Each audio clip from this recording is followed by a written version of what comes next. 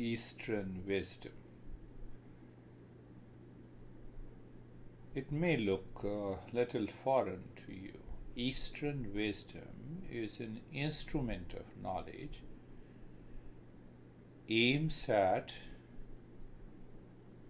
discovering the true nature. It aims at the knowledge of reality.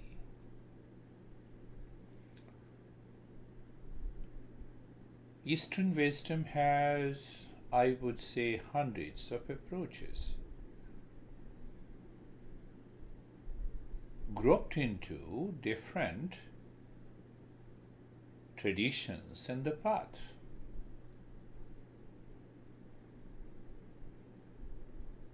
You may say Jnana Yoga, Hatha Yoga, Raja Yoga, Mantra Yoga, Dhyana Yoga, Tantra, Mantra, Mudra, Vedanta, or the Jnana Yoga.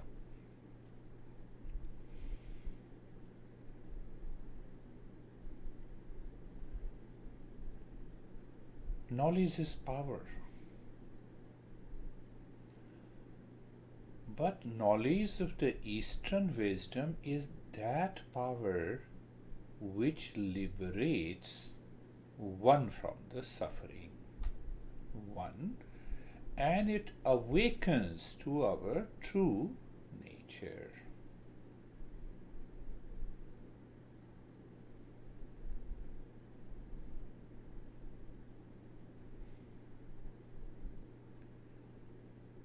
So when we say it is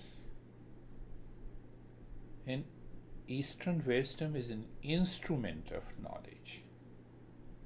So the first step in the journey of the Eastern wisdom, which aims at awakening and bringing an end to the suffering, is the knowledge.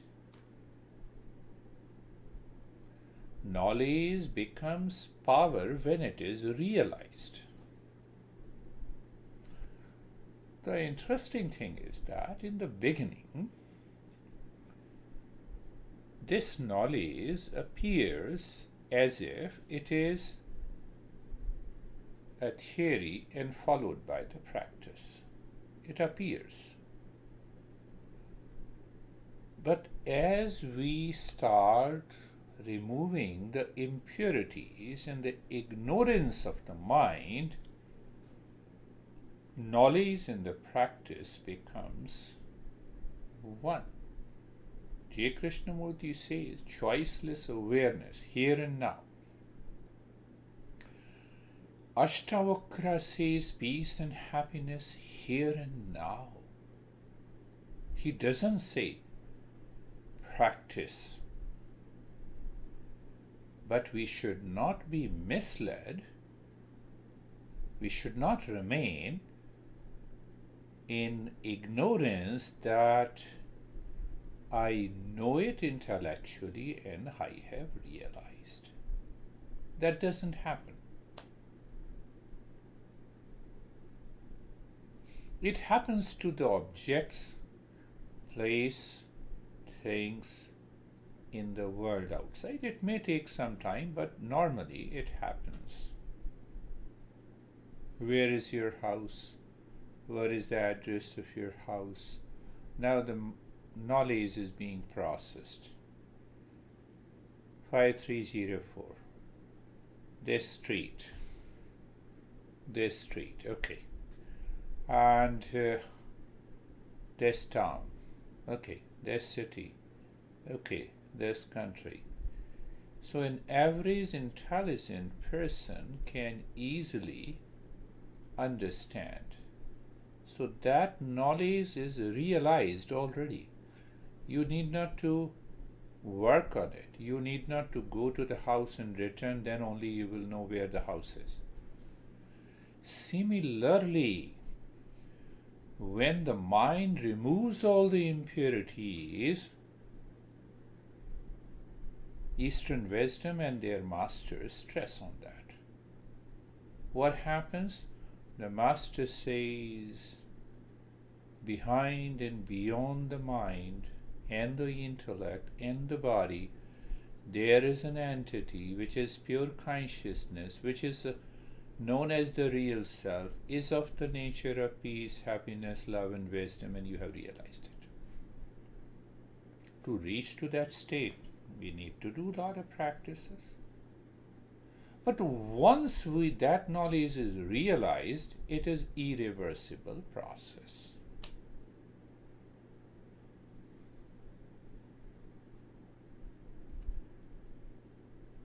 Eastern wisdom, almost, which is 6,000 years old. We have 3,000 teachers. We have 3,000 texts. That aims at self-discovery, or you can say self-realization, or we can say awakening, realization, and transformation.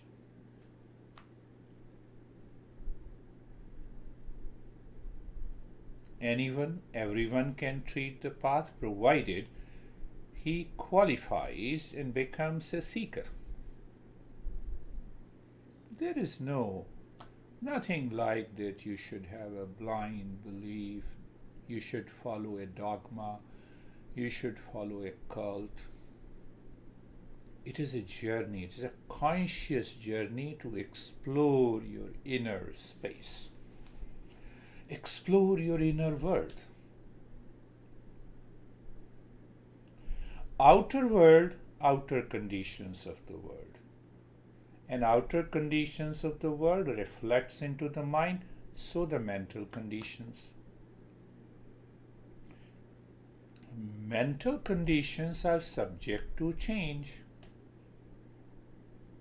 So, the outer world, I don't have control over it, so it is going to change.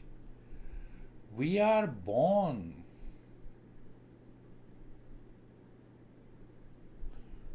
to face the challenges, opportunities, problems, pain, pleasure. That's why. Can anybody remain healthy throughout their life? Can anybody claim that I did not face any challenges or problems in the world? Answer is no.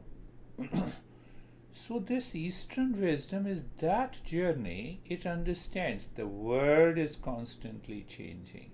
Mind is constantly changing. Mind can be educated and disciplined to take over the world, to minimize these challenges. At the same time, the mind should be made transparent. Then what happens? That mind reflects our true nature, like the water is calm in an ocean and moon is fully reflected. As long as we want to see the moon into a muddy water, we cannot see it. That is the beauty of the Eastern wisdom. Another beauty is that we can continue whatever we are doing outside. A lot of people have reservations and misunderstanding and a wrong notion that, should I stop doing everything before I treat the path? No. In the beginning, we have to bring about an inner change, the change in the inner space, which is full of inner poverty at the cost of outer riches.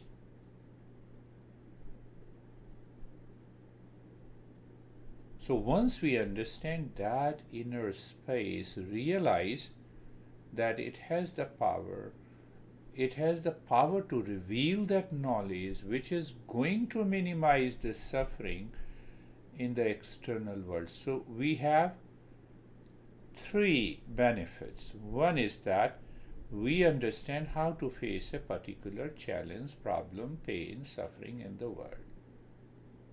At the same time, we minimize the suffering in the external world. Second, as we continue the journey, we bring an end to the suffering. And as we continue the journey, the awakening takes place.